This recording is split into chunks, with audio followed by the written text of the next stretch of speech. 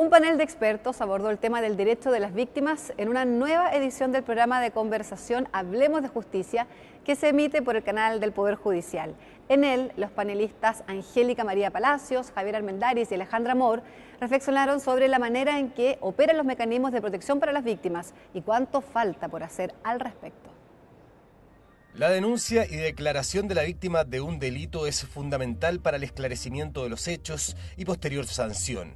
Sin embargo, hay casos donde la víctima decide no dar testimonio, lo que se conoce como víctima renuente. Un problema que impide que se tramite un proceso y se castigue la conducta de quien cometió la infracción. Nadie puede obligar a una víctima, dijéramos, a declarar.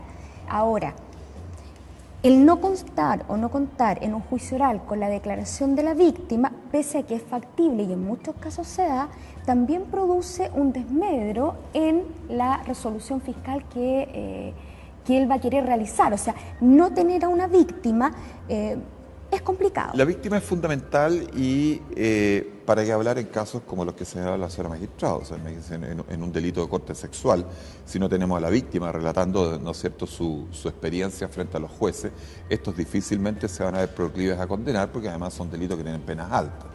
Que una víctima no preste declaración en un juicio sin duda dificulta la labor de administrar justicia, tema que se analizó en el segundo programa de conversación Hablemos de Justicia, donde los panelistas concordaron que las víctimas renuentes se dan principalmente por falta de información y la sensación mediática de pocas garantías judiciales. Hemos visto cómo se ha puesto en tela de juicio mediáticamente el accionar de los jueces, la capacidad de trabajo de los fiscales, etc.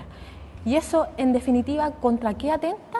Contra el sistema y su funcionamiento. Mi experiencia con las víctimas es que lo que más le molesta a una víctima, ¿sabes lo que más le molesta? Es que la ignoren, que no la escuchen, que no se encuentre un espacio, que le pasó algo y todavía no puede contar su historia, todavía no tiene un camino claro. A esto se suma la serie de declaraciones que debe realizar la víctima a policías, Ministerio Público y otras instituciones dependiendo del caso antes del juicio. Esta falta de estructura, ¿verdad?, de coordinación interinstitucional atenta también contra la posibilidad de que la víctima permanezca en el circuito. Con este panorama, el trabajo colaborativo entre las instituciones que participan de la Administración de Justicia en cuanto a informar de los derechos y deberes y garantizar la seguridad de las víctimas es clave para evitar que éstas no se presenten a declarar. Una víctima primero bien informada, o sea, que sepa qué es lo que está haciendo, qué es lo que se requiere de ella, cuál es la situación, cuál es lo que tiene que enfrentar, etc. Y que tenga un razonable esfera o margen de protección.